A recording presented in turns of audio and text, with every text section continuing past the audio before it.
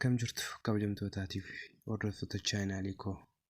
Chaanaalii kanarratti barnoota onlaayinii maallaqa akkaataatti argachuu dandeenyuu fi karaa kam akkaataa kamiin hojjennee arganna warreen jettaniif furmaata isiniif ta'uuf karaa kana isiniif qabadhee dhiyaadhee jira. Isin immoo subscribe, share, like gochuu hin dagatinaa isiniin jecha barnoota afaan Oromoo maallaqa akkaataatti hojjechuu dandeenyu yookiin akkaataatti onlaayinii irraa maallaqa baasachuu dandeenyu isinii qabadhee dhiyaadhee jira.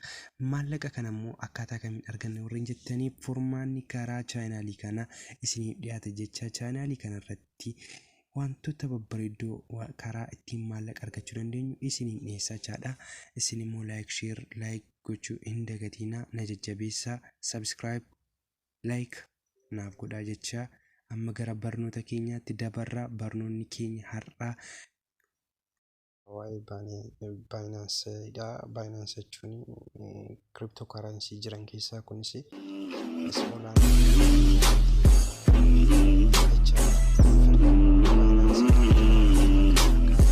kiriptookarensii keenya har'aa kiriptookarensii kanarratti faasoppii barataniirtu. Waa'ee faasoppii irraa baayinaansii kan jettu fiddanii asirratti geessitanii maallaqa onlaayinii irraa hojjettan kan sassaabbachuu dandeessu jechaadha. Keessi isaa kana fakkaata. Haala kanaatiin gadi buutanii ilaaluu dandeessu jechaadha. Haala kana adii ilaaltanii booddee uftanii galmooftu jechaadha. Uftanii geet start ishee jettu iddoo kanatti mul'attu kana isinitti mul'atti miti. Iddoo kanarratti geet start ishee jettu kana ishee kanarratti dhuftaniitu ni tuttuu jechaadha. Isaa booddee deekasti isinii fidee booddee uftaniitu iimeeli iddoo jedhu irratti iimeelii keessan gashitu, yuuzarneem isa jedhu maqaa keessan gashitu, paaswoordii irraa fudhachuu hin dandeenye ni gashitu jechaadha. Ammas gara gadiitti konfirmeeshinii paaswoordii isa jedhuufis paaswoordii wal fakkaatu isa jalqaba irratti gashitan asitti gashitu jechaadha.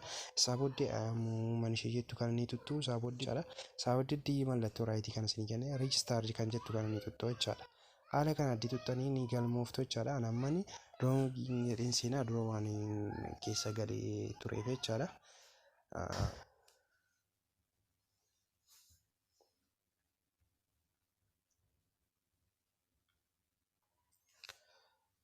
Keessi isaa kunoo kana fakkaata jechaadha. Amma seenneerraa ammanii galee xiqqoo tokko diramu waan taphadheefi cheekgodhiin wantoota irraa babbaasadhee fi cheekoo godheetanii isinii fidaa jechaadha. Isin immoo waan irraa baasadhe waan ofii irraa cheekoo godheetanii malee isiniif hin dhiyeessu hordoftoota kiyya. Kun haala kanaatiin kan ammanii kanan taphadhe kanarraa tookanii 2016 kan jettu kanan qabaa asirra. Amma haala taphasaa isin agarsiisaa jechaadha. Ittiin taphattanii maallaqa irraa argattanii jechaadha. Iddoo mallattoo xiqqaa sadii kana ni tuttu. Ishee kana iddoo kana ni tuttu jechaadha. Ishee as jirtu kana beekamti. Ishee iddii kilik gootanii booda maanuwaal iddii as galtanii booddee hoosiitii kiliip ishee jettu kan ni tuttu jechaadha. Barnoota tokko hin gaddaa faana wal fakkaata. Isaa booddee daqiiqaa sadiitiin tookanii 100 isinii kenna jechaadha. 100 isinii kenne keessaatti daqiiqaa sadiin dhuftanii 100 kana bituu dandeessu jechaadha. Isaa booddee gaaffii iddoo kanatti isin gaafatu jechaadha. Gaaffii iddoo kanatti isin gaafate kana ni deebistu jechaadha. Iddoo kanatti isa isin gaafate kana. Isa kana immoo isaaftanii deebistu iddoo kana jira jechaadha. Iddoo gara gadiinis gara oliinis kaa'uu danda'a takka. Iddoo kana jira jechaadha inni nu gaafate. Amma lama nu gaafate. Lakkoofsa warra Roomaatiin nu fide waan ta'eef lama nu gaafate kunoo ishee kana jechaadha. Lama. Taansii 8 nu gaafate kunoo. Taansii 9 nu gaafate jechaadha. Isaa booddee ayaam uuman ishee jettu kana ni deebisnaa jechaadha. Ishee kana keessatti kilik goonee kilik iddii goonee booda amma baabura nu gaafate jechaadha. Baabura kanarratti verifaayi goonaa jechaadha. Isaa booddee raayitii dinaa kennee booddee iddoo kana dhufneetu ishee kana dhufneetu kilik irratti goonaa jechaadha. Kolleettii ishee jettu kana irratti dhufnee kilik ni goonaa jechaadha. Kilik iddii goonaa jechaadha. Booddee tookanii keenya ni fudhannaa jechaadha. Kunoo tookanii 50 kunoo amma nuuf kennaa jechaadha. Sekoondota kana inni booda sekoondii mee booddeetti deebina. jechaadha waan baay'ee namatti tola. Kun Kontiinuu fudhadheen kee jechaadha. jechuudha. Isinis haala kanaatiin deeqaa sadii booddee deddeebitanii ni taphachuu dandeessu jecha. Iddii kana hojjenne booddee ammas humna iddoo mallattoo diiramaa mallattoo tuqaa sadii diiramaa sana ni እና ሰብስክራይብ ሼር ላይክ gochuu hin dagatina jecha na jajjabeessaa yaada qabdanii fi koomenti irratti na eegaa. Hojiin kun yoo isinitti tole itti fufinaan jecha sekoondii soddoma booddee tookenii 12 ni fudhattu jechaadha. Samuuna kana tiristee waan soddoma booddee tookenii 12 jechaadha. Waliigalli isaa naannoo 300 jechaadha. Daqiiqaa 30 tiristee waalitii akkaataatti isin banachuu dandeessan amma gaaffii kuma diiramaa nu gaafate jechaadha. Amma sarastii 8 piikiin gaafate wantoota nuyi sassaabbachuu dandeenyu agarsiisa jechaadha. Amma kontiinuu iddoo jettu kan nuti jechaadha. 7 kunooti kontiinuu iddoo jettu kan akkasiin booni deebitoo jechaadha. mallattoo irraa akkasitti eegsituu jechaadha. Ittuma fuftanii wanteettu isaa booddee mana isheetti kan nuyi tunna. Itti tunnee booda mootora nu gaafate mootoratti kilikii ni goona. Itti goonee booda raayit nu gala. Isaa booddee dhumneetu gadi buune ni eenna jechaadha. Ni lakkoofsuma sekoondii kana shoortii liinkii ennaa jiru akkasidha. Itti tunnee booda haala kanaan itti eegnee lakkoofne booddee wanteen jechaadha. Iddoo biraan geessanitti fakkaata. Laayik gochuu hin dagatinaa isiniin jecha. Tookenii 12 sekoondii 30 booddee fudhachuu ni dandeessu jechaadha. Kun shoortii liinkii kiyya fudhadhee jechaadha. Kun shoortii liinkii koo haala kanaan taphatu. tokko fudhadhee jecha shoortii liinkii tokko taphatee jettu kana haala kanaan ni fudhannaa jechaadha. shoortii liinkii ammaa fudhamuu qaba. haala kanaan itti shoortii liinkii keenya shoortii liinkii 10 kana keessaa tokko isaa irratti kilikii goone ni taphannaa jechaadha. Biitis kan godhamu kanarratti dhumne ni xunnaa jechaadha. kiliim ishee jettu kana ni xunnaa jechaadha. Kiliim ishee jettu kan ni tuttuqxu jechaadha. PC kanarratti sekoondiin nu kenneefsiti ilaallee kiliim jettee amma sekoondii kana ni lakkaa sababdee amma sekoondii kana ilaalle tookenii akkasii beeksisa kudhan fudhannaa sababdee kilikii irra ishee jettu kana ni xunnaa sekoondii jechaadha. kudhan yoo ilaalle tookenii kudhan Xunnee booda ni xunna kooshee jettu itti xunnee booda iddoo saafuddii haala kanaatiin piliis cheekee kaabchaadha. Kaabchaa keenya irratti iddoo kanatti kun iddoo gargaartan kanarratti sekoondii kudhan kana nu lakkaa jira. Achi iddii fidhee booda sekoondii kana mallattoo iddii fidhee akkasii booda dhufu eegsisii tuqa. iddii sekoondii kudhanan kana fidhee booda asirratti ni tunna jechaadha. Roobotii jettu kan inni kan ishee isaa booddee nu kenne kilikii irratti sekoondii kontiinuu ishee jettu kan inni tunna. dandeenya jechaadha. Haala kanaan sassaabachuu jechaadha. Saafuddii kaa iddii kan jennu booda Toobisii jennu kana kaanu gaafate toobisii irratti kilikii sekoondii 10 ni eenna jechaadha. Kun asirratti sekoondii ni fakkaachaa amma 9:8 jechaadha. Saafuddii piliis wayii iddoo jetti kanarratti nu dhufaa jira kan jedhu. Kun kanuma irratti fudhannee jechaadha. Sekoondii 10 keenya fixannee kun duubatti geetii deebiinee liinkii ishee jettu kan inni tookenii keenya akka fudhannee ilaallaa jechaadha.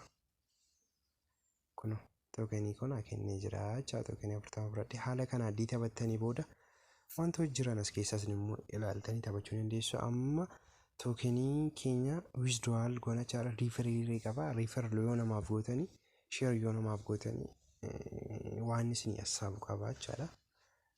Sheer namaaf yoo gootan wantoota baay'ee isin hassaabu qaba. Saabuddii amma wisdwaal goona jechaadha. Wisdwaal ishee jettu kan ni tunna.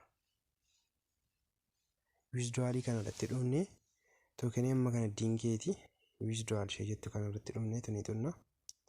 Saabuddii karaa lamaan fudhachuu dandeenya jechaadha. Karaa USDT fi karaa BNC kanaatiin ni fudhanna jechaadha. Tookenii hammi kun karaa USDT 0.02 jechaadha. USDT tokko qixa doolaaraatiin ilaalama. Nun karaa BNB barbaanna. BNB barbaanna waan ta'eef asirratti kilik goona. Saabuddii iddii akkas godhattanii booda asirratti waalitti adireesii jettu kana humneetu faawuseeppii keenya keessaa fudhannaa jechaadha. Faawuseeppii keenya keessaa faawuseeppii keenya keessa diigalee dippoosit iddoo jettu kan inni tunna. Dippoosit tuxxanii booddee gadi buutanii BNB ilaallannaa jechaadha. Kunuuti BNB keenya ishee kana irratti humne koppii goona. Koppii iddii goone iddii akkas goone booddee iddoo wanti keenyaatti deemnaa jechaadha. Iddoo isaa booddee as deebineetu asirratti dhumnee waaleetii keenya koppii ni goonaa jechaadha.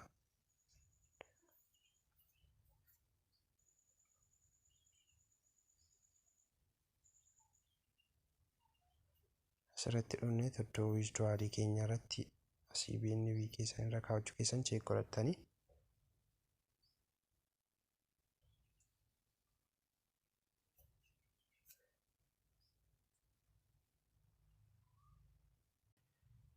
asii BNB keessan irratti kaawwachuu keessan cheek godhattanii booddee iddoo waaleetii adereessettu kanarratti ishee kanarratti dhuftanii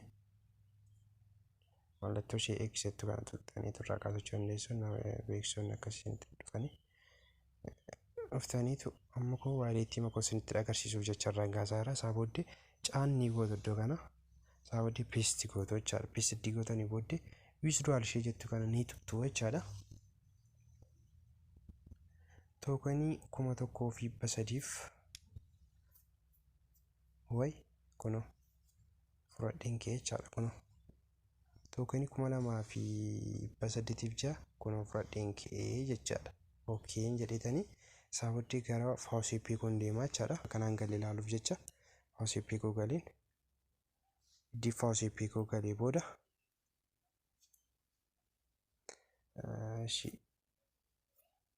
faawusiippii yeroo galee akka galee cheekiin godhadhaa jechaadha.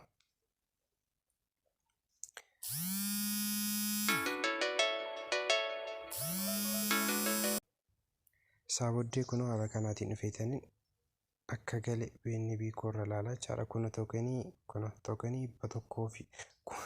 kun tookenii asirratti argitan 0.0001664 irratti kunoo nu galee jira jechaadha. Kan nu gale kunoo cheek godhachuu dandeenya jechaadha. Kan kaleen taphadhe tokko jira. Kunoo tookenii 0 kunoo asirratti nu galee jira jechaadha. Cheek gochuu dandeessu jechaadha. BNB kunoo firii baay'inansi ishee jirurraa taphannee kaane kunoo haala kanaatiin nu galaa jechaadha. Yoo isinitti tole laayik sheer kooment gochuuf hin dagatinaa jecha yaada qabdanii fi wantoota anis sirreessuu qabu yoo jiraate koomentiitiin na bira gahaa jecha na jajjabeessaa. Sheer laayik kooment gochuu hin dagatinaa. Wanti kun akkamidha yoo jettanii gaaffiis na gaafattan natti tola. Anis waan hin beeku isiniif sheer gochuuf qophaa'eera. Nagaa naaf ta'a. Chaawoo barnoota gara biraa wal agarra.